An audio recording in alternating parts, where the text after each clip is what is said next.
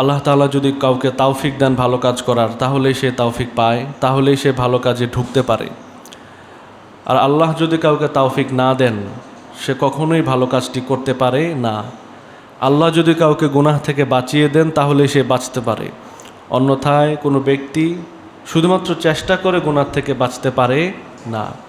যদি চেষ্টায় গুনাহ থেকে বাঁচা যেত, তাহলে ইউসুফ আলাইহিস সালাম গুনাহ থেকে বাঁচার জন্য আল্লাহর কাছে রহমত চাইতেন না। ইউসুফ আলাইহিস সালাম গুনাহ থেকে বাঁচার জন্য চেষ্টা করেছেন, তার আগে দোয়া করেছেন যে আল্লাহ, আপনি আমাকে গুনাহ থেকে বাঁচান। আল্লাহর উপর ভরসা করে তিনি দৌড় দিয়েছেন, আল্লাহ তাআলা তার জন্য রাস্তা খুলে দিয়েছেন। অতএব আমাদের গুনাহ থেকে বাঁচার জন্য আল্লাহর কাছে তৌফিক চাইতে হবে, আমল করার জন্য তৌফিক চাইতে হবে। হতে পারে যে আপনি এখন সুস্থ, ভাবছেন যে এখন আমি একটু নামাজ পড়ব, কিন্তু এই কতক্ষণ পরেই আপনার মাথা ঘুরলো, আপনার শরীর ঝিমঝিম করলো, অথবা আপনার ইচ্ছাটাই চলে গেল। হতে পারে কি না? আমাদের মুভমেন্টের সাথে সাথে আমাদের ইচ্ছাগুলোও পরিবর্তন হয়। গ্রামে একটা কথা আছে, মানুষের মন কুমাইরার চাক, মিনিটে দেয় 18 ফাঁক। শুনছেন কি না আপনারা? মুরব্বীরা জানে এগুলো। মানুষের মন এগুলো একটু পর পর চেঞ্জ হয়। এখনই ইচ্ছা হয়েছে যে আমি ভালো হয়ে যাব, কিছুক্ষণ পর কিছু একটা নজরে আসলো, শেষ, আমি আর আগের জায়গায় নাই। এমন হয় কি না? তো কনসিস্টেন্টলি আমি যেন ধারাবাহিকভাবে আল্লাহ তাআলার গোলামি করতে পারি, মাঝখানে যেন ছুটে না যাই, ছিটকে না পড়ি, আমি যেন ট্র্যাক থেকে ডিরেল না হই, এই জন্যে আল্লাহর সাহায্য দরকার, প্লাস আমার চেষ্টা দরকার। আল্লাহর সাহায্য এবং বান্দার চেষ্টা মিলেই বান্দা আল্লাহ তাআলার মুকাররাবিনদের অন্তর্ভুক্ত হয়ে যায়। আল্লাহ আমাদেরকে এর ভিতরে কবুল করেন, বলি আমিন। হেদায়াত ধরে রাখার জন্যে, হেদায়াত পাওয়ার জন্যে সবচাইতে সেরা মাধ্যম যেটা, সেটা হলো নিয়মিত কোরআন তেলাওয়াত করা, নিয়মিত কোরআন বুঝে বুঝে পড়া, অর্থ বুঝে পড়া। এটা দিনে কম হলেও অল্প একটু যদি আপনি পড়েন, তাহলে আপনার মধ্যে হেদায়েতের নূর সব সময় থাকবে। ওয়া ইযা তুলিয়াত আলাইহিম আয়াতুহু যাদাতহুম ঈমানা। যখন মুমিনদের সামনে কোরআন তেলাওয়াত করা হয়, আয়াতগুলো পেশ করা হয়, তখন তাদের ঈমান বাড়িয়ে দেন কে? আল্লাহ তাআলা। এই জন্যে সার্বক্ষণিক আমাদের একটা খেয়াল থাকা লাগবে যে আমি প্রতিদিন কোরআন তেলাওয়াত করব। আপনি একেবারেই সময় পান নাই, তাহলে ঘুমের আগে অন্ততপক্ষে একটা পৃষ্ঠা পড়ে নেন। অথবা আপনি ব্যস্ততার ভিতরে আপনার কাছে কোরআন নেই, মুখস্থ যা পারেন ওখান থেকে একটু পড়েন, তারপরেও আপনার মুখে কোরআনের একটু চর্চা হোক। আল্লাহ আমাদের তৌফিক দেন, আমিন। গত জুমায় আমি বলেছিলাম কোরআন তেলাওয়াতের মর্যাদা কত বেশি, এবং কোরআন যে শ্রেষ্ঠ কিতাব এটার ব্যাপারে বলেছিলাম। তারপরে কোরআন যে একটা মুজিজা রাসূল সাল্লাল্লাহু আলাইহি সাল্লামের, এটা বলেছিলাম যে অন্যান্য কিতাবগুলো মুজিজা না, কিন্তু কোরআনটা মুজিজা। কোরআনকে কেউ বিকৃত করতে পারবে না। প্রত্যেকটা হরফের দায়িত্ব আল্লাহ তাআলা নিজে নিয়েছেন। একটা হরফকে এদিক সেদিক গড়ার কোনো সুযোগ নাই। সায়েন্টিফিকলি কোরআন এটা এতবার প্রমাণিত হয়েছে যে কোরআনের একটা শব্দ আকপিচ করলে এটার মান ঠিক থাকবে না। কেউ এইরকম একটা কোরআন আসলে বানাতেও পারবে না। কোরআনের প্রত্যেকটা সূরা গাণিতিকভাবে প্রমাণিত, অক্ষর বিন্যাসগুলো পর্যন্ত। আপনি যদি এই ব্যাপারগুলো পড়েন, কোরআনের অলৌকিকত্ব, সায়েন্টিফিক্যাল কোরআন একটা বই আছে, এগুলো যদি আপনি পড়েন, তাহলে আপনি শুধু অবাকই হবেন আর ভিতরে ভিতরে ভাববেন যে আল্লাহ কত সহজে আমাকে ইসলাম দিয়েছেন, কত সহজে আল্লাহ তাআলা আমাকে মুসলমান বানিয়েছেন। ইসলাম গ্রহণ করতে গিয়ে আমার ঘর ছাড়তে হয়নি, বাড়ি ছাড়তে হয়নি, আমার বাবা মা থেকে আলাদা হতে হয়নি, আমি জন্মসূত্রে এটা পেয়েছি, আলহামদুলিল্লাহ পড়েন। অথচ ইসলাম কবুল করার জন্যে পৃথিবীতে কত মানুষ যে কত জুলুম, অত্যাচার, নিপীড়নের শিকার হয়েছে, কারো কোলের ছোট বাচ্চাটা পর্যন্ত হারাতে হয়েছে। কিন্তু আমাদের এই ইসলাম পেয়ে আমরা আমাদের কিছুই হারাতে হয়নি, বরং আমাদের এত উদাসীনতা যে আমরা ইসলাম বিক্রি করে আর যা লাগে আমরা ওইগুলোর দিকে আসি। আল্লাহ আমাদেরকে বুঝ দেন, আমিন।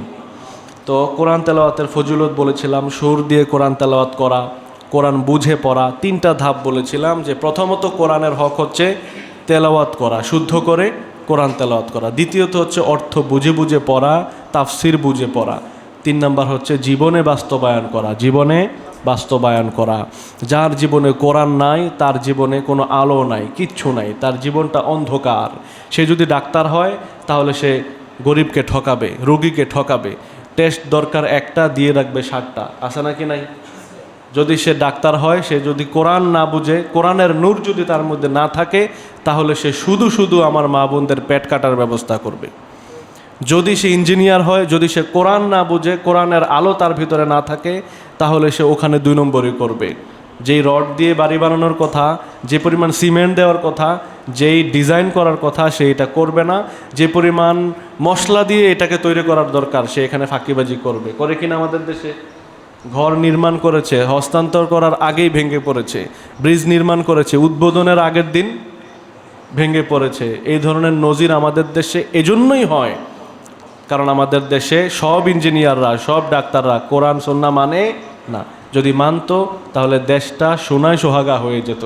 রাসূলুল্লাহ সাল্লাল্লাহু আলাইহি সাল্লাম জাহিলিয়াতের বর্বর জাতিদেরকে, একেবারে বর্বর, যে জাতিগুলোর কোনো বিবেক বুদ্ধি তারা খাটাতো না, পশু সমাজের তো আরও নিকৃষ্ট ছিল, এই মানুষদেরকে কোরআনের ছোঁয়া লাগিয়ে তাদেরকে সোনার মানুষে পরিণত করেছেন।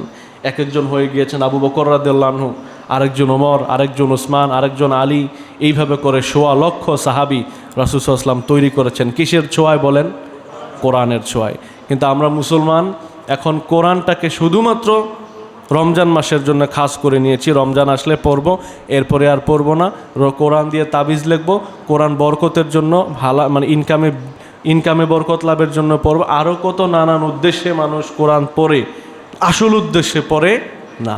আসল উদ্দেশ্য কি? লিতুখরিজান নাস মিনাজ জুলুমাতি ইলান নূর। অন্ধকারাচ্ছন্ন মানুষগুলো, যে মানুষগুলো শুধু দুনিয়ার উপরটা বুঝে, আখেরাতটা বুঝে না, কেয়ামতটা বুঝে না, এগুলো কানে শুনে কিন্তু ভিতরে হৃদয়ঙ্গম করে না, ফিল করে না যে আসলে আমি মরলে আমার কি হবে। এই মানুষদেরকে একটু হুঁশ করার জন্যে, ঘুমন্ত মানুষকে জাগ্রত করার জন্যে, অন্ধকার থেকে মানুষকে আলোর দিকে আনার জন্যে রসুল আমি আপনাকে কোরআন দিয়েছি। আর এই কোরআন আল্লাহ তাআলার একটা চিঠি, একটা মেসেজ, রিসালা। রিসালা মানে কি জানেন? চিঠি। তো আল্লাহর পক্ষ থেকে যিনি রিসালা বহন করেছেন তাকে বলে রসুল। তাকে কি বলে? রসুল। তো এই যে চিঠিটা আল্লাহ তাআলা আমাদেরকে দিলেন, আমাদের কত ভাই, আমার আফসোস লাগে, আমি গত জমায় শক্ত করে বলেছিলাম আপনাদেরকে যে আপনাদেরকে ছেড়ে দিলাম আল্লাহর কাছে, বলছিলাম। এখনও অনেক ভাই আছেন যারা আদৌ কোরআনের মজলিসে বসেন না। এই মসজিদে আমি যতটুকু জানি প্রত্যেক দিনই কেউ না কেউ কোরআনের একটা তালিম দেয় না? দেয়, দিত তো। রমজান মাসেও তো ছিল, এখানে প্রায় সময় হয়। তো কিন্তু বসতে বললে কয় কাজ আছে ভাই, একটু সমস্যা আছে, বসেই না। আর কত সমস্যা দেখাবেন? আল্লাহর সামনে যেদিন দাঁড়াবেন, কোন সমস্যার কথা বইলে আপনি বাঁচবেন? আল্লাহ যে আপনাকে 60 বছর হায়াত দিল, 50 বছর হায়াত দিল, আপনি যে দুনিয়ার সব হিসাবে বুঝলেন, সব কিছুই খাইলেন, দেখলেন, কিন্তু কোরআনটা একবার পড়লেন না। কিভাবে আমি বলি যে আমি মুসলমান? কিভাবে আমি বলি যে আমি রসুলের উম্মত, আমি আশেক রসুল? কেমনে সম্ভব? এটা বুঝে ধরে? আপনি বললেন যে আমি ভালোবাসি, আমি রাসূলকে ভালোবাসি, আমি আল্লাহকে ভালোবাসি, মানি, কিন্তু কোরআন পড়তে পারি না। এটা পড়ার সময় আমার কাছে নাই। 24টা ঘন্টা রে ভাই। আল্লাহ যদি আপনাকে চায় যে এখন আপনাকে আতুর করে ঘরে ফেলে রাখবেন, আপনি বাইরে কাজ করতে বের হইতে পারবেন? আল্লাহ পারেন কি না? আল্লাহ যদি চান যে আপনার চোখের দৃষ্টিশক্তিটা কমায় দিয়ে অন্ধ বানায় দিবেন, আপনি দেখবেন? তা কাকে আপনি অজুহাত দেখান যে আমার সময় নাই, আমার ব্যস্ততা আছে, আমার টাইম নাই? যার হাতে আপনার প্রাণ তাকে। আল্লাহ আমাদেরকে বুঝ দেন, বলি আমিন। আজকে আমরা বলবো যে কোরআন না শিখার, না মানার কি পরিণতি আসলে। গত জুমায় ফজিলত বলছিলাম কি লাভ পড়লে সেই ব্যাপারে। আজকে বলবো যে কি ক্ষতি আসলে কোরআন না মানলে, না পড়লে। প্রথমত হাদিসে, তিরমিজির হাদিসে রাসূলুল্লাহ সাল্লাল্লাহু আলাইহি সাল্লামের হাদিস আসছে। আব্দুল্লাহ ইবনে আব্বাস রাদিয়াল্লাহু আনহু বর্ণনা করেছেন। তিনি এমন সাহাবী যিনি হচ্ছেন রঈসুল মুফাসসিরিন, মুফাসসিরদের সবচেয়ে সেরা মুফাসসির। পৃথিবীতে রাসূলুল্লাহ সাল্লাল্লাহু আলাইহি সাল্লামের পরে যদি কোনো মুফাসসির থাকে, তিনি হচ্ছেন আব্দুল্লাহ ইবনে আব্বাস রাদিয়াল্লাহু আনহু। তিনি বর্ণনা করেছেন, রাসূল সাল্লাল্লাহু আলাইহি সাল্লামকে আমি বলতে শুনেছি, ইন্নাল্লাযী লাইসা ফি জাওফিহি শাইউম মিনাল কোরআন কাল বাইতিল খারিব। যেই ব্যক্তির অন্তরে কোরআন নাই, যে ব্যক্তির সিনার মধ্যে কোরআনের আয়াত নাই, কোরআন নাই, সে কোরআন পারে না, জানে না, কাল বাইতিল খারিব, তাহলে তার অন্তরটা, তার দেহটা যেন একটা বিরান ঘরের মতো। বিরান ঘর মানে যেখানে কোনো মানুষ বসবাস করে না, পরিত্যক্ত ঘর, পরিত্যক্ত বাড়ি। যে পরিত্যক্ত বাড়িতে কাদের বাসা হয় বলেন তো? জিন পেতনি বাসা বাঁধে এখানে, মাকড়সা আঁশ বানায়, জাল বনে, ব্যাং, সাপ, এগুলো বিচ্ছু, এগুলো বাসা বানায়, ঠিক না? একদম ঘরটা নোংরা হয়ে থাকে, রুমগুলো গন্ধে দুর্গন্ধে ভরা থাকে, হঠাৎ করে দরজা খুললে একটা ভ্যাপসা গন্ধ বাইর হয়, ঠিক না? তো এই পরিত্যক্ত বাড়িতে যেমন বিভিন্ন ধরনের পোকামাকড়, মাকড়সা, ব্যাং, সাপ এগুলো বাসা বানায়, ঠিক যেই অন্তরে কোরআন নাই ওই অন্তরের মধ্যে শয়তান আর খবিস জিনগুলো বাসা বাঁধে। বুঝতে পারছেন? এখন যেই অন্তরে কোরআন নাই ওই অন্তরে বসবাস কার থাকে? শয়তানের। তখন তার মনের মধ্যে শয়তান শুধু কুমন্ত্রণায় দিতে থাকে, একটা পর্যায়ে এই মানুষটা নিজেই শয়তান হয়ে যায়, যাদের ব্যাপারে সূরা নাসের মধ্যে আল্লাহ তাআলা বলেছেন, আল্লাযী ইউওয়াসওয়িসু ফি সুদুরিন নাস মিনাল জিন্নাতি ওয়ান নাস। শয়তান দুই ধরনের, একটা জিন শয়তান আর একটা মানুষ শয়তান। মানুষ শয়তান কখন হয়? যখন তার অন্তরে কোরআন থাকে না, এটা একটা বিরান ভূমি হয়ে যায়, তখন শয়তান বাসা বাঁধে, আস্তে আস্তে সে নিজে শয়তানের রূপ লাভ করে। আল্লাহ তাআলা আমাদেরকে হেফাজত করেন, বলেন আমিন। এখন আপনারা বলেন তো, যে ব্যক্তি কোরআন তেলাওয়াত করে না, কোরআন পড়ে না, বুঝে না, পারে না, পারার চেষ্টাও করে না, শিখারও চেষ্টা করে না, ওই লোক কীভাবে ইমান নিয়ে মরবে আমাকে একটু জানান তো। ইন্তেকালের সময় আমাদের ইমানটা লাগবে তো নাকি? এখন নয়তো ব্যবসা বাণিজ্য করেন আর কি, এখন নয়তো বড় চাকরি করেন, খুব বড় বড় আপনার বাড়ি আছে, এলাকায় আপনার প্রতাপ আছে, আপনি মালাকুল মউত থেকে পালাইতে পারবেন তো না? যখন আপনাকে ধরবে এসে, আপনি ধরেন অফিসে আছেন, সবাই আপনাকে বস বলে, স্যার বলে, আপনার একটা হুঙ্কারে পুরো অফিসটা থরথর করে কাঁপে। কানে কানে যদি মালাকুল মউত আইসা বলে, স্যার এখন আপনার সময় হয়েছে, আপনি বলবেন যা এখান থেকে, পারবেন? কত স্যারেরা না নিজের অফিসে চেয়ারে হেলান দিয়ে মারা গেছে, কলিগরা আইসা ছোটাছুটি করে তার হাসপাতালে নিয়েছে, বলছে কি স্যারে মারা গেছে, ইন্না লিল্লাহি ওয়া ইন্না ইলাইহি রাজিউন। এই জীবন তো আপনি লালন করছেন, আমি লালন করছি। যে কোনো মুহূর্তে আমার দাপট শেষ হয়ে যাবে, সেই মুহূর্তে আপনার কামনা কি থাকবে? যেন ইমানটা নিয়ে যাইতে পারি, ঠিক না? কিন্তু ইমান কিভাবে নেবেন? আপনার অন্তর তো বিরান ঘর, আপনার তো দিনটা গেল, আপনি একটু তেলাওয়াত করলেন না, দিন কি, সপ্তাহ কি, মাস কি, কারো কারো বছর চলে গিয়েছে, কোরআনের একটা পৃষ্ঠাও তার পড়ার নসিব তার নাই, বদ নসিব। এই মুসলমানের তো এই জীবন রাইখা লাভ কি ভাই? যেই জীবনে আমি ভালো ভালো খাইতেছি, প্রত্যেক দিন খাবারের মেনুতে পুষ্টিকর খাবার আমি আনতেছি, বাজারে গেলে আমি যাচাই করে খাবার কিনি, ফরমালিন আছে নাকি ফরমালিন নাই, পোকা আছে নাকি পোকা নাই, কোন বাজারেরটা ভালো, কার দোকানেরটা ভালো, পুরা বাজার ঘুরে আপনি সবজি কিনেন, আপনি মাছ কিনেন, তাজা মাছ কিনতে যান, আপনি চাষের মাছ খান না, দেশি মাছ কিনেন পাইলে, এত সচেতনতা আপনার, কিন্তু আপনার ইমানটার কী অবস্থা? ইমানের পরিচর্যা কোন জায়গায় গিয়ে ঠেকছে ভাই? আল্লাহ তাআলা আমাদেরকে একটু বুঝ দেন, বলি আমিন। দুনিয়াতে আল্লাহ তাআলা জীবনটাকে সংকীর্ণ করে দিবেন যদি কেউ কোরআনটাকে বাদ দেয়, কোরআন না শিখে, না বুঝে, আমল না করে। আল্লাহ তাআলা তার জীবনটাকে সংকুচিত করে দিবেন। তার সব থাকবে কিন্তু তার জীবনে শান্তি থাকবে না, তৃপ্তি থাকবে না। কি থাকবে না বলেন? শান্তি থাকবে না, তৃপ্তি থাকবে না।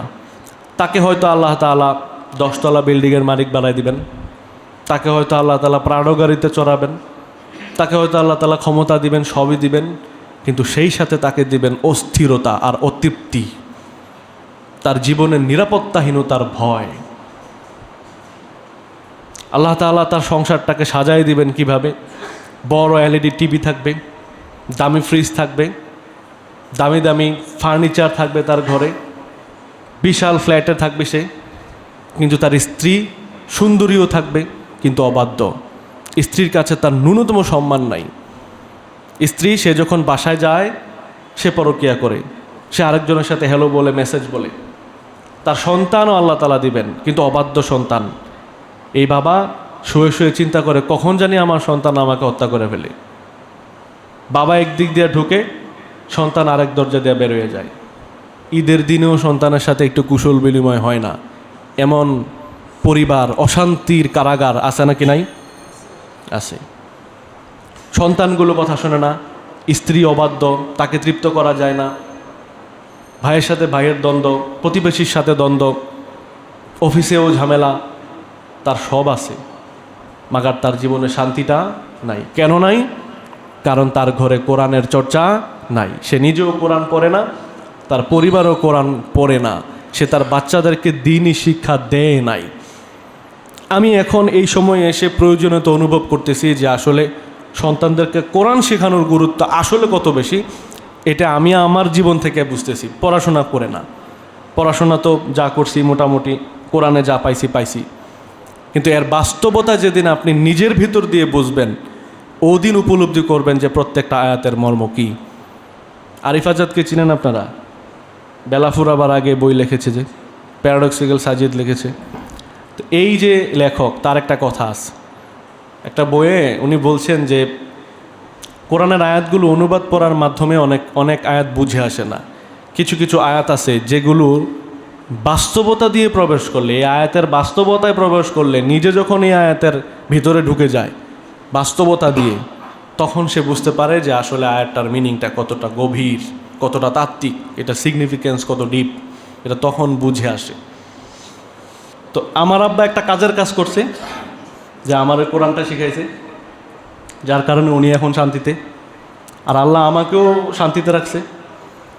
আর যদি আব্বা এটা না করতো, আমাকে কোরআনটা না দিত, আমাকে এইগুলো না পড়াইতো, আমি জাগতিক সব পড়তাম, বড় হইতাম, কিন্তু আমি আমার বাবা মাকে আসলে চিনতাম না। তাদেরকে যে পরিমাণ গুরুত্ব দেওয়া দরকার, ওই গুরুত্বটা আমি দিতাম না। আজকে যে সকল বাবা মা ছেলে মেয়েদের থেকে বিপরীত আচরণ পাচ্ছেন, যেটা আপনি আশা করেন সেটা পাচ্ছেন না, আপনি একটু নিজেকে প্রশ্ন করেন তো, আসলে আপনি ছোটোকালে তাকে কোরআন শিখাইছিলেন কিনা? ছোটোকালে তাকে আদব শিখাইছিলেন কিনা? ছোটোকালে তাকে রাসূল সাল্লাল্লাহু আলাইহি ওয়াসাল্লামের সাথে পরিচয় করাইছেন কিনা? রাসূল ইসলামের সুন্নাহগুলোর দিকে তাকে পরিচয় করাইছেন কিনা? দেখেন, একটু খেয়াল করে, চোখটা বন্ধ করে ভাবেন। ফজরের নামাজের সময় যখন আপনার ছেলেটা ঘুমায় থাকতো, আপনি তাকে উঠাইছিলেন কিনা? তাকে একটু শাসন করছিলেন কিনা? নাকি শুধু আদরই করছেন? জেনারেল সাবজেক্টগুলোতে, সায়েন্সে, ম্যাথে যখন সে রেজাল্ট খারাপ করে, তখন তাকে ধরে হয়তো পিটাইছেন, শাসন করছেন, কিন্তু যখন সে নামাজ মিস করছে, যখন সে কোরআন তেলাওয়াত করে নাই, তাকে শাসন করছেন কিনা? আল্লাহ তাআলা এটা দেখেন কিনা? লোকমান আলাইহিস সালাতু ওয়াস সালাম তার ছেলেকে নসিহত করছেন। দেখেন, লোকমান আলাইহিস সালাম নবী ছিলেন না, এটাই অধিকাংশ মুফাসসিরদের মত। তিনি একজন প্রজ্ঞাবান আলেম, ওলি ছিলেন, আল্লাহওয়ালা ছিলেন, আবেদ বান্দা ছিলেন। তো তিনি মেষ চড়াতেন।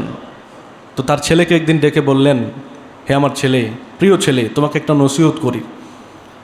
লা তুশরিক বিল্লাহ, আল্লাহর সাথে কাউকে শরীক করো না। তোমাকে আমি আল্লাহর ব্যাপারে কনসার্ন করছি, আল্লাহর সাথে কখনো কাউকে শরীক করবা না, আল্লাহকে আল্লাহর জায়গায় রাখবা। তিনি শুধু সেজদা পাওয়ার অধিকারী, তিনি আমাদের রাজ্জাক, রিজিক দাতা, আর কেউ না। ভরসা করবা তো আল্লাহর উপর করবা। এই যাবতীয় সব বিষয়ে এক লাইনে বললেন, লা তুশরিক বিল্লাহ, আল্লাহর সাথে কাউকে শরীক করো না। আল্লাহ তাআলা এই কাসাস, এই স্টোরিটা কোরআনে উঠাইয়া দিলেন, বললেন, ওয়াইদ ক্বালা লুকমানুল ইবনিহি ওয়া হুয়া ইয়াইযুহু, লোকমান তার ছেলেকে ইয়াইযুহু, ওয়াজ করছেন, বুঝাচ্ছেন, ইয়া বুনাইয়া, হে আমার আদরের ছেলে, লা তুশরিক বিল্লাহ, আল্লাহর সাথে কাউকে শরীক করো না। আল্লাহ তাআলা যখন দেখলেন যে বাবা তার ছেলেকে মহান আল্লাহর ব্যাপারে সতর্ক বানিয়ে দিচ্ছেন, আল্লাহ তাআলা নেক্সট পরের আয়াতে বললেন, ওয়াসাইনাল ইনসানা বিওয়ালিদাইহি, লোকমান তুমি তোমার ছেলেকে আমার ব্যাপারে বলছো, এবার আমি তাকে তোমার ব্যাপারে জানায় দিলাম। ওয়াসাইনাল ইনসান, এই মানুষকে আমি ওসিয়ত করলাম, আমি অর্ডার দিলাম, বিওয়ালিদাইহি, তার পিতামাতার ব্যাপারে। হামালাতহু উম্মুহু ওয়াহনান আলা ওয়াহনিন ওয়া ফিসালুহু ফি আমাইন আনিশকুর লি ওয়া লিওয়ালিদাইক, তোমার মা তোমাকে কষ্টের পর কষ্টে লালন পালন করেছে, তোমার বাবা কত কষ্ট করেছে। আনিশকুর লি, গোলাম তুমি আমার শুকরিয়া আদায়ের পরেই, লিওয়ালিদাইক, তোমার পিতামাতার প্রতি শুকরগুজার হও। আরেক জায়গায় আল্লাহ বলছেন, ওয়া কাদা রাব্বুকা আল্লা তা'বুদু ইল্লা ইয়াহু, আল্লাহ তাআলা ফায়সালা করে দিলেন, লিখিত ফায়সালা, আল্লাহ তা'বুদু ইল্লা ইয়াহু, আল্লাহ ছাড়া আর কারো ইবাদত করবে না। নেক্সট, ওয়াবিল ওয়ালিদাইনি ইহসানা, আর পিতামাতার প্রতি সদাচরণ করবে। সদাচরণের মাত্রাটা কেমন হবে? ইম্মা ইয়াবলুগান্না আহাদুহুমা আও কিলাহুমা ফালা তাকুল্লাহুমা উফ, আল্লাহ বলছেন তাদের কেউ যদি বৃদ্ধ বয়সে উপনীত হয়, অথবা দুইজনেই, তাহলে তাদের সামনে কখনো উফ শব্দটি উচ্চারণ করবে না। তারা কষ্ট পায়, তারা এমন কোনো কথা তোমাকে বলেছে যেটা তোমার পছন্দ হয় নাই, তুমি বলা ধত, কী বলো এগুলো, এই ধত, এই শব্দ তাদের সামনে উচ্চারণ করা হারাম। এই শব্দ তাদের সামনে উচ্চারণ করা কি? হারাম। মনে রাখবেন, আপনি আপনার বাবা মায়ের যত অনুগত হইতে পারবেন, তাদের দেওয়া কষ্ট আপনি যত সহ্য করতে পারবেন, এগুলো হাজার হাজার তাহাজ্জুদের চাইতে বড় ইবাদত। এই জায়গায় আপনি আপনার রাগ একদম কন্ট্রোলে রাখবেন, তাদের সামনে মাথাটা নুয়ে রাখবেন, তাহলে আল্লাহ আপনার মর্যাদা বাড়ায় দিবেন। আল্লাহ আপনার মধ্যে স্পিরিচুয়াল একটা পাওয়ার দিবেন, দুনিয়ার কোনো শক্তি আপনাকে দমাইতে পারবে না। আমি বললাম আপনাকে আল্লাহ তাআলা উঠায় দিবেন, আপনার চাহিদার চেয়েও বেশি আল্লাহ তাআলা দান করবেন। আপনি কল্পনাও করবেন না যে আল্লাহ আপনার জন্য এই মানজিলা, এই স্টেজ, এই সম্মান আপনাকে দিবেন। বাবা মায়ের প্রতি কোমল হন, ওয়াকফিদ লাহুমা জানাহা যুল্লি মিনার রাহমা, তাদের জন্য রহমতের ডানা তুমি বিছায়া দাও। ওয়াকুর রাব্বির হামহুমা কামা রাব্বায়ানি সগীরা, এবং তাদের জন্য দোয়া করো, আল্লাহ ছোটোকালে তারা আমাদেরকে যেভাবে মায়া করে, যতটা স্নেহ করে, নিজের চেয়েও বেশি মায়া করে আমাকে লালন পালন করেছিল, আজকে কামা রাব্বায়ানি সগীরা, আল্লাহ আমার বাবা মাকে তুমি এইভাবে রাখো আল্লাহ। পরে না আমিন। যাদের বাবা ইন্তেকাল করেছে, মা ইন্তেকাল করেছে, পারেন নাই তাদের জন্য কিছু করতে, তারা আপনাকে খাইয়ে পরিয়ে বুকে পিঠে করে মানুষ করেছে, আপনার যখন ইনকাম শুরু হয়েছে তারা মারা গিয়েছে, আপনি তাদেরকে কিছু দিতে পারেন নাই, এখন দেন। এখন একটু কোরআন পড়েন, আপনার বাচ্চাদেরকে কোরআন শিখান, একটু দান সাদাকা করেন তাদের জন্য রব্বির হামহুমা কামা রব্বায়ানি বলে আপনি একটু চোখের পানি ফেলেন, এটা তাদের হক। আর বাবা মাদেরকে বলছি, যারা বাবা মা আছেন এখানে, যারা দাদা নানা আছেন, আপনার সন্তান আপনার নাতিদেরকে আপনি একটু কোরআনটা শিখান, নাই তো আপনি জনমের মতো লস খাবেন। লস তো খাবেনই খাবেন, হাসুরের দিন আপনি জালিম হয়ে উঠবেন। কারণ একটা বাচ্চা জন্মগ্রহণ করার পরে তাকে দুধ পান করানো, দাঁত উঠলে তাকে লোকমা মুখে তুলে দেওয়া যেমন ফরজ, বাচ্চার হাতে কোরআন তুলে দেওয়াটাও ফরজ। খাবার না খাওয়ালে বাচ্চাটা এক বেলার জায়গায় যদি আর 3 বেলার জায়গায় যদি 2 বেলা দেন, 1 বেলা দেন, বেঁচে থাকবে, মরবে না। কিন্তু যদি কোরআনটা না দেন, এটা দুনিয়াতেই শেষ হয়ে যাবে, আখিরাত পর্যন্ত আর টিকবে না। আল্লাহ বলেন ওয়ামান আ'রাদা আন যিকরি ফাইন্না লাহু মাঈশাতান দনকা, যে কোরআনটা বুঝলো না, কোরআন শিখলো না, শিখাইলো না, তার জন্য আমি একটা সংকীর্ণ জীবন ব্যবস্থা রাখছি। তার সাজানো সংসার আছে, সব আছে, কিন্তু তার সুখ নাই, তার তৃপ্তি নাই, তার যা আছে তার আরও লাগে। তার চাহিদা আল্লাহ বাড়ায় দিবেন, চাহিদার সমান মানুষ তার চাহিদার সমান অভাবী, আর অভাবের সমান দুঃখী। যেই পরিমাণ অভাব ওই পরিমাণ দুঃখী। আল্লাহ তাকে চাহিদা বাড়ায় দিবেন। মৃত্যুর আগ পর্যন্ত সে কোনোদিন তৃপ্ত হবে না, মৃত্যুর আগ পর্যন্ত সে কোনোদিন শান্তি পাবে না। একদিক আছে তো আরেক দিক নাই। আর যদি আপনি আল্লাহর কথা মানেন, কোরআনটা পড়েন, নিয়মিত কোরআন চর্চা করেন, কোরআনে যা আছে এগুলো বুঝে বুঝে আমল করেন, আমি বললাম আপনার স্যালারি যত কমই হোক, আল্লাহ তাআলা আপনাকে সুখী বানাবেন, সম্মানিত বানাবেন, আপনার জীবনটা সুখ সমৃদ্ধি দিয়ে ভরে দিবেন, আপনার সন্তানদেরকে আপনার অনুগত করে দিবেন, আপনার স্ত্রীকে পরিতৃপ্ত করে দিবেন, আপনার প্রতি মায়াবতী বানায়া দিবেন, আপনার প্রতিবেশীকে আল্লাহ তাআলা আপনার দিকে ঝুঁকায়া দিবেন। তারা আপনার ক্ষতি করবে তো দূরের কথা, আপনার সহযোগিতায় আসবে। যারা আল্লাহওয়ালা তাদের অন্তরে আপনার জন্য মহাব্বত ঢেলে দিবেন, যারা দুষ্ট দুরাচার তাদের অন্তরে আপনার প্রতি ভয় ঢুকায় দিবেন। এগুলো আপনারা চান কি না? যদি চান তাহলে আমাদেরকে কি পড়তে হবে বলেন? কোরআন পড়তে হবে। বাবা মা, আমি বললাম আপনি আপনার সন্তানদেরকে এত কষ্ট করে লালন পালন করছেন, তো তাদের জন্য দিনকে রাত, রাতকে দিন বানায় ফেলতেছেন, তাদের জন্য আপনি সারাদিন বাইরে থাকেন, এই সন্তান আপনাকে দেখবে কি না এটা নির্ভর করছে আপনি তাকে দিন শিখাচ্ছেন কি না, কোরআন শিখাচ্ছেন কি না, এইটার উপরে। মনে রাখবেন, আমার কথা আজকে লিখে রাখেন, আমার কথা না তো এগুলো, কথা তো আর আমি বলি না, বলে কে? আল্লাহর কথাগুলোই শোনাচ্ছে, রাসূলের কথাগুলোই শোনাচ্ছে, জাস্ট বাস্তবে একটু মিলায় দিচ্ছে যে আপনারা একটু মিলায় নেন কোনটা ঘটতেছে। বাংলাদেশে বৃদ্ধাশ্রম অনেক আছে না? বাংলাদেশের কোন আলেমের বাবা মা বৃদ্ধাশ্রমে আছে? আলেম যত খারাপই হোক আর কি, তার মনে করেন মাসালাগত অনেক ইখতিলাফ আছে, আমলে ভুল ত্রুটি আছে, তারপরেও তার বাবা মা কি সে ছেড়ে দিয়েছে? এটা হয় না আসলে। যে কোরআনটা পড়ে, যে কোরআনটা শিখে, তার ভিতরে একটু হইলেও ভয় থাকে, একটু হইলেও মাথায় ঢুকে যে আসলে না, আমারটা ভালো হয় নাই। যদি কখনো দেখেন যে সে বাবা মায়ের সাথে খারাপ আচরণ করে ফেলছে, নেক্সটে অবশ্যই ক্ষমা চাবে, কারণ তার ভিতরে এটা আছে কি না, এটা তাকে তাড়িত করবে, তাকে বারবার নাড়া দিবে যে আমার কাজটা ভালো হয় নাই, আমার কাজটা ভালো হয় নাই, এটা খুব খারাপ হয়েছে, আমাকে অবশ্যই আমার বাবা মায়ের সাথে সমাধান করতে হবে জিনিসটা, এটা তার ভিতরে তাড়না দিবে। এজন্য আমি বলছি না যে আপনাদের বাচ্চাদেরকে আলেম বানায়া ফেলেন। আপনার যদি একাধিক বাচ্চা থাকে, আপনি একটাকে আলেম বানান, একটাকে ডাক্তার বানান, একটাকে ইঞ্জিনিয়ার বানান, আরেকটাকে অন্য পেশায় দেন। তবে একাধিক সন্তান থাকলে একটাকে আলেম বানায় ফেলেন, এটা আপনার জন্য ভালো। হাসরের দিন আপনার জন্য ভালো হবে জিনিসটা, আপনার পরিবারটা গুছায় রাখার জন্য ভালো হবে। যদি এরকম স্বপ্ন থাকে কারো, তাহলে আপনি বড় সন্তানকে আলেম বানাবেন। কাকে? বড়টাকে। তাহলে সে পরিবারটাকে ম্যানেজ করবে কোরআন সুন্নাহর ওয়াইতে, তাকে দেখে দেখে বাকিরা শিখবে। আর যদি এটা না পারেন, আপনার যা মন চায় আপনি দুনিয়াবি ইলম শিখান, সমস্যা নাই, এটা জায়েজ আছে, এটা দরকারও আছে, কিন্তু তার আগে কোরআনটা শিখান। কি শিখাবেন বলেন? 10 বছর বয়স পর্যন্ত আপনি তাকে যদি একটু কোরআনের তালিম দেন ভালোভাবে, তাহলেই কিন্তু সে বেসিক জ্ঞানগুলো শিখে ফেলতে পারে, আদব কায়দাগুলো শিখতে পারে। এই সময়ে তার ব্রেইন গ্রো করে, তার বডিও গ্রো করে। আপনি যদি ওই সময় তাকে কোরআনটা দেন, কোরআনের বুঝটা দেন, সে বড় হয়ে আপনাকে অস্বীকার করবে না, সে বড় হয়ে আপনার সাথে ঘাড় মোড়াবে না, সে নেশাগ্রস্ত হবে না, সে হারাম সম্পর্ক, হারাম রিলেশন, পরকিয়া এগুলোতে জড়াবে না। আমাদের সমাজটা আজকে নষ্ট হয়ে গিয়েছে দুইটা জিনিসে, হারাম রিলেশন বিয়ের আগে কিংবা বিয়ের পরে, আরেকটা হচ্ছে মাদকাসক্তি। এই দুইটা জিনিসে একেবারে আমার মনে হয় কোনো সমাজ বাদ আছে কিনা আল্লাহ মালুম। এগুলো আছে। কেন আছে? তার হাতে কোরআন নাই, তো তার হাতে তো বোতল থাকবেই। তার অন্তরে যেহেতু কোরআন নাই, তো তার অন্তরে তো বিষ শয়তান ঢেলে দিবেই, বিষ ছড়াবেই। এই জন্য আমাদেরকে এইটা বুঝতে হবে। আপনি মনে করেন না যে আপনার সন্তানদেরকে আপনি খাওয়াচ্ছেন, পড়াচ্ছেন, ভালো স্কুলে ভর্তি করাইছেন, অ্যাডমিশন করছেন ভালো ইউনিভার্সিটিতে, মানে আপনার জীবন সফল। ভাই, এত সোজা না তো। আপনার জীবনটা যে সফল আপনি বুঝতেছেন, আপনি একটু বৃদ্ধ হন আর সে একটা ভালো জায়গায় যাক, তার একটা বিয়ে করায় নেন, বিয়েটা করায় নেন, এরপরে বুঝবেন সন্তান আপনার নাকি আপনার বেয়াইয়ের। বুঝেন নাই? সন্তান কি আপনার না আপনার বেয়াইয়ের, এটা আপনি তখন টের পাইবেন, এমন টের পাইবেন না। কারণ কোরআনটা শিখান, কোরআনটাকে একটু বুঝান, কোরআনের তালিমে বসান, নিজে তাকেও বসান, বাসায় কোরআনের অনুবাদ রাখেন।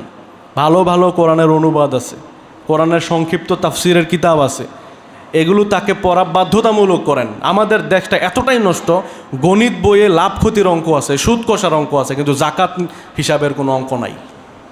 পড়ছেন আপনারা? যারা স্কুল কলেজে পড়াশোনা করছেন, মাদ্রাসায় পড়াশোনা করছেন, আপনাদের জাকাত ক্যালকুলেশনের কোনো চ্যাপ্টার ছিল গণিত বইয়ে? তো নাই কেন? আপনার মুসলমান না? নাই কেন? এটার কোনো উদ্যোগ নাই কেন? লাভ ক্ষতির অঙ্ক তো করেন ভালোই, সুদ কষার অঙ্ক তো করেন, তো শিখবো কি এখান থেকে? এই জন্যে আমাদের পাঠ্যক্রমে যদি এগুলো নাও থাকে, আমি পার্সোনালি এগুলি অ্যাড করব। আমার বাচ্চার জন্য আমি এটা চাই, সে জাকাত ক্যালকুলেশন শিখুক। সে যখন যোগ বিয়োগ পূরণ ভাগ শিখেছে, নেক্সট তাকে আমি জাকাত ক্যালকুলেশন শিখাবো। আমি ঐকিক নিয়মের অঙ্ক শিখাবো, তাকে আমি এইটাও দিব। কত মানে চ্যাপ্টারের অভাব নাই, কিন্তু এইটার মধ্যে ইসলামী কোনো চ্যাপ্টার নাই। আর কোরআন বই, ইসলাম শিক্ষা, নৈতিক শিক্ষা, গত 17 বছর তো এগুলো ঐচ্ছিকই ছিল, এখনও তো এমনিই আছে। এটা কেউ পড়েও না, পড়ায়ও না। পরীক্ষায় 50 মার্ক, এটা এমনিই নাম্বার দিয়ে দেয়। বুঝলেন নাই?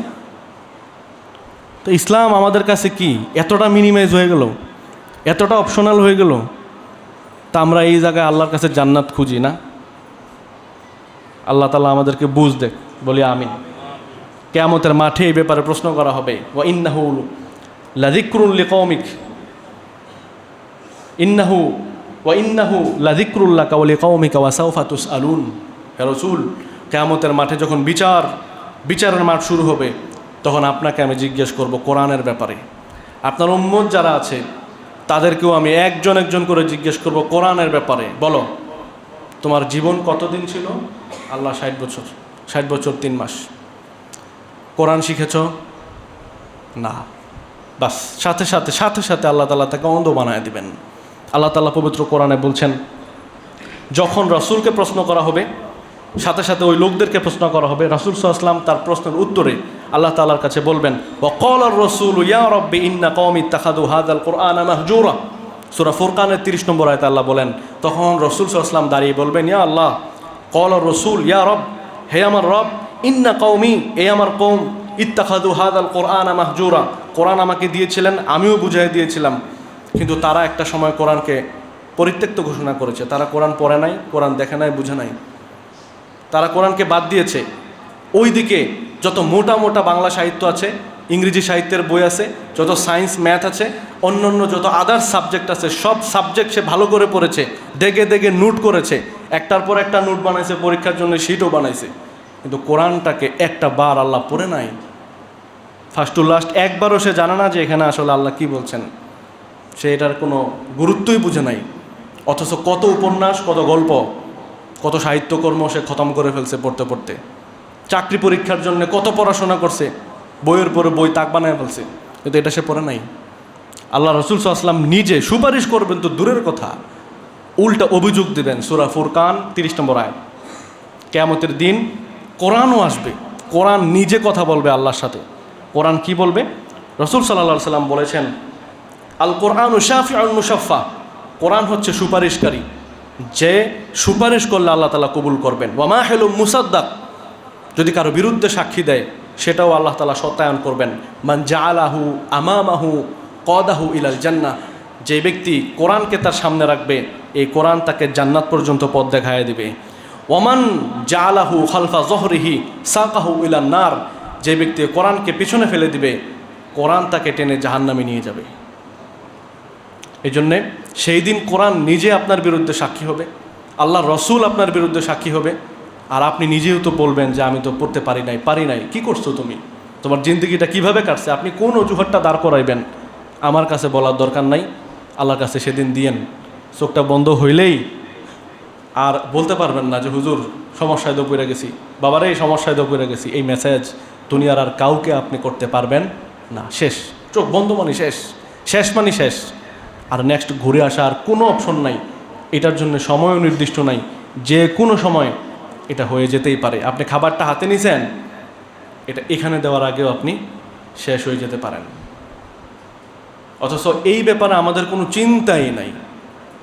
আমরা হাসি খুশি, গল্প করি, আড্ডা দেই, আর দিনের পর দিন যাইতেছে, আমার কোনো আসলে এটার দিকে কোনো খেয়ালই নাই। মনে হয় যেন একটা ছাগলের মতো, একটা গরুর মতো, একটা পিঁপড়ার মতো, অন্যান্য বনের ছাগল মানে পশু পাখির মতো খাইলাম আর ছাড়লাম, আরাম করলাম, বাস চলে গেলাম। এই জন্য আমাদেরকে আল্লাহ বানাইছেন। হ্যাঁ, আল্লাহ আমাদেরকে বুঝ দেন, বলি আমিন। আল্লাহ তাআলা বলেন, ওয়া নাহশুরুহু ইয়াওমাল কিয়ামাতি আ'মা, তখন আমি তাকে কিয়ামতের দিন উঠাবো, তাকে অন্ধ বানায় দেবো, আমি আ'মা, অন্ধ বানায় দেব। তখন সে আমার কাছে বলবে, আল্লাহ কলা রব্বি লিমা হাশারতানি আ'মা, আল্লাহ কেন আপনি আজকে হাশরের দিন আমাকে অন্ধ বানায় দিলেন? ওয়াকাদ কুনতু বাসীরা, আমি তো পৃথিবীতে দেখতাম আর চশমাও লাগতো না। আল্লাহ, আমি ভালো দেখতাম পৃথিবীতে, আপনি আমাকে কেন অন্ধ করে বানালেন? মৃত্যুর সময় তো আমি অন্ধ ছিলাম না। কলা, আল্লাহ তাআলা তাকে রিপ্লাই দিবেন, কাযালিকা আতাতকা আয়াতুনা ফানাসিতাহা, এভাবে তুমি দৃষ্টিমান ছিলা, চক্ষুষ্মান ছিলা, তোমার কাছে আমার কিতাব এসেছে, আমার আয়াতগুলো এসেছে, তুমি চোখে দেখতা, চাইলেই তুমি পড়তে পারতা, চাইলেই তুমি শিখতে পারতা, চাইলেই এগুলো মানতে পারতা। ফাকাদ নাসিতাহা, তুমি এগুলোকে ভুলে গিয়েছ, তুমি এগুলো গ্রহণ করো নাই, এইটাকে ভুলে তুমি অন্য কাজে ব্যস্ত ছিলা। ওয়া কাযালিকাল ইয়াওমা তুনসা, কাজে আজকের এই দিনে আমি তোমাকে ভুলে গেলাম, যাও।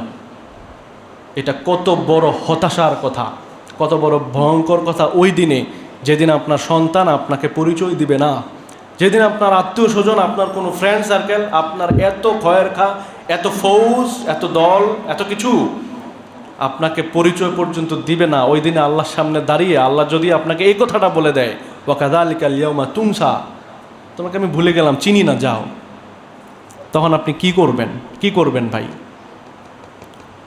2 লিটার তেলের জন্যে তেলের পাম্পে যে লম্বা সিরিয়াল, রোদের মধ্যে দাঁড়ায়া তেল নেওয়ার জন্যে কতক্ষণ দাঁড়ান, কতক্ষণ সিরিয়াল করেন? এর ভিতরেও পুলিশ সুদ্ধা মারামারি আছে না নাই?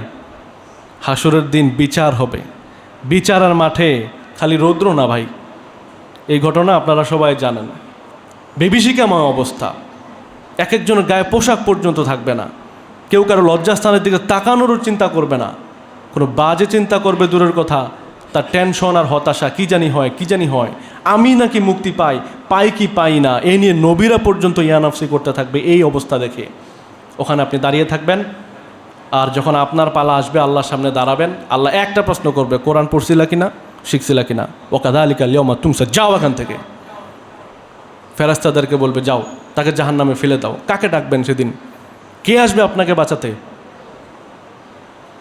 মনে রাখবেন, বিপদের মুহূর্তে, সংকটপূর্ণ মুহূর্তে আপনজন থাকে না।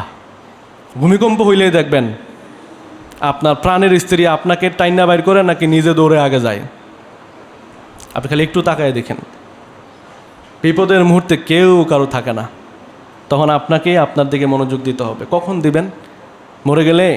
আপনি যদি এখন মরেন, আপনার খুব কাছেন না আপনার স্ত্রী, সে একটা বিয়ে বসবে। আর মা বোনদেরকে বলছি যে আপনাকে এত আদর করে, আপনি যেটা চান সেটা আইনে দেয়, আপনি বলেন যে আমার হাজব্যান্ডের মতো হাজব্যান্ডই হয় না। মারা যান না এখন, যদি দুনিয়াটা একবার দেখার সুযোগ হয়, দেখবেন 1 বছরের মাথায় তার ঘরে আরেক টুনটুনি, সে তাকেও তোমার মতো টুনটুনি বলেই ডাকে, তাকেও তোমার মতো আদরই করে। তুমি বুঝো দুনিয়াটা একটা ধোঁকার জায়গা, দুনিয়াটা পুরোটা ফালতু।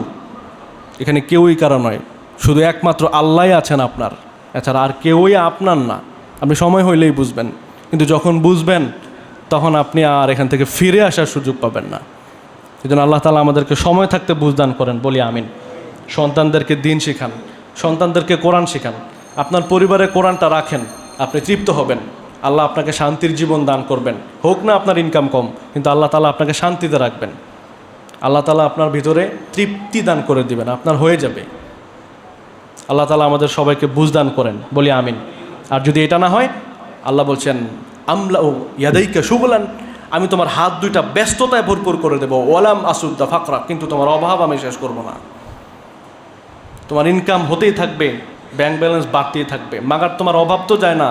তোমার তো এরপরও কি জানি নাই, তোমার নাই, হয় না। এই যে হয় না, এই যে অতৃপ্তি, এটা তোমাকে আল্লাহ দিয়ে দিবেন সেট করে। তুমি খালি দৌড়াইবা সম্পদের পেছনে, দৌড়াইতে দৌড়াইতে একদিন দেখবা যে তুমি নাই, তোমার সম্পদগুলো দুনিয়ায়। তখন আল্লাহর কাছে বলবা, হায় আমার কষ্ট অর্জিত সম্পদ, এগুলো আমি একটাও খাইতে পারলাম না, এর আগেই মারা গেলাম। আল্লাহ আর একটা বার দুনিয়ায় পাঠাও। লা আসসাদদাকা ওয়া আকুম মিনাল ফা আসসাদদাকা ওয়া আকুম মিনাল, ভুলে গেলাম হুজুর, ফা আসসাদদাকা ওয়া আকুম মিনাল সালিহিন। এরকম একটা যে আল্লাহ আমি সব দান করে দিব, একটাও রাখবো না। আল্লাহ এই মুহূর্তে আমি একটা মিনিট আমাকে টাইম দাও, আমি এখনই সব দান করে দেব। আল্লাহ বলবেন শেষ তো সময় বান্দা, কতই তো ওয়াজ শুনছো, কতই তো আয়াত শুনছো, কই করলাম না তো। দানের কথা বললে একেবারে খুঁজা বিছরাইয়া কোন জায়গায় সিরাটা আছে, কোন জায়গায় কমটা আছে। হ্যাঁ বা হুজুর বেজালে আসি তো মসজিদে, আসলে দেওয়া যায় না হুজুর। আরে হুজুর রে, হুজুর কত অসহায়, বুঝেন নাই? এই জন্য আমি এমনি গণহারে কালেকশন করি না। কোন ঠেকাটা লাগছে আমার আপনারা এত বুঝাইয়া তারপরে আবার জোর করে টাকা নেওয়ার? আপনি ওই দিনই বুঝবেন যেদিন আপনি একা হবেন। আল্লাহ আমাদেরকে এর আগে বুঝার তৌফিক দেন, বলি আমিন। অনেক মানুষ দেখছি, সময় শেষ হয়ে গেল না, অনেক মানুষ দেখলাম সন্তানদেরকে কোরআন শিখায় নাই। সন্তান 4-5টা, সবগুলো প্রতিষ্ঠিত, দুনিয়ায় এক এক ভালো ভালো জায়গায় এস্টাবলিশড। জানাজার নামাজে দাঁড়াইছে, ঠোঁটও নড়ে না, পারে না তো কী করবো, জানে না জানাজা কেমনে পড়তে হয়, তাকবীর দিব কি দিব না, হাত তুলব কি তুলব না, এটা লইয়ে ঝামেলা এসে। আর ভিতরে কি পড়তে হয় এটা তো জানেই না রে ভাই। এই সন্তান রেখে গেলেন আপনি, এদের জন্য দুনিয়াটা সাজাই গেলেন, কি করে গেলেন? এর চেয়ে বলদ কি আর আছে, এর চেয়ে মূর্খ কি আর আছে? কি পাইলেন আপনি এই সন্তানগুলো থেকে? কেন এদেরকে শিখাইলেন না জানাজা কেমনে পড়তে হয়? কেন এদেরকে নামাজটা শিখাইলেন না? কেন এদেরকে, আর এরা তো নামাজই পড়ে না, আপনার জন্য দোয়া করবে কি? ওই দিন দেবিদ্বার থানায় একটা গ্রামে জানাজার নামাজে উপস্থিত হয়েছিলাম, দেবিদ্বারে। তো বাহিরে থাকে, ইউরোপে না জানি আমেরিকা কোন জায়গায় থাকে, তার দুই ছেলে বাড়িতে, 2 ছেলে ওদিকে থাকে। যেই 2 ছেলে দেশে ছিল, এর একটু ভালো মোটামুটি নামাজ কালাম পরে এরা বাপের দাফন কাফন করছে, আর ওই 2টাই ক্যামেরা ভিডিও করতেছে।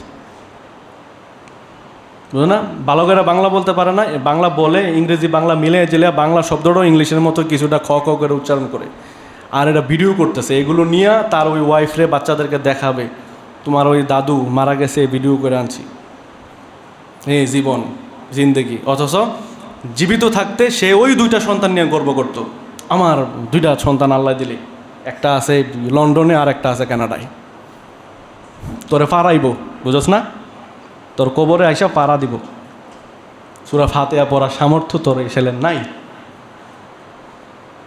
শক্ত করে বললাম, আল্লাহ এইভাবেই বলছেন, আর আমিও বললাম এইভাবে। এই ধরনের হতবাগা বাপ, অথর্ব বাপ দুনিয়াতে আর একটাও নাই। আল্লাহ আমাদেরকে বুঝ দেন, বলি আমিন। সময় থাকতে আল্লাহ তাআলা বুঝ দেন। এই জন্য বাচ্চাদেরকে দিন শিখান, কোরআন শিখান। ও খাইব কি? আমরা খাই না মনে করছেন? আমাদেরকে আল্লাহ যেগুলো খাওয়ায় আপনারা সবাই খানেরই আসলে। খাইব কি বলে? খাবার পায় না, না বাংলাদেশে। পড়ার মতো যদি আপনি পড়েন, আপনি খাবার খাইয়া জুবাইবেন না, খাইয়া কুলাইতে পারবেন না, কবেন আর জায়গা ধরেন না ভাই, খাইতে পারি না। আল্লাহ এমনই খাওয়াবেন। তো ভাত পায় না, পোলাও খায় আর কি, ভাত বলে পায় না। মুসা আলাইহিস সালামের মাকে আল্লাহ তাআলা, আমি এই ঘটনা বলেই শেষ করে দেব। মুসা আলাইহিস সালামের যখন জন্ম হইল, ফেরাউন তো ওদিকে ইউযাব্বিহুনা আবনাআহুম, তো সন্তানদেরকে মেরে ফেলতেছে, ছেলে হইলে কতল করে ফেলে। মুসা আলাইহিস সালামের মা অভাবে, সময়টা তো নাই, বলে ফেলি, হ্যাঁ আজকে এটা ক্লোজ করে দেবো ইনশাআল্লাহ।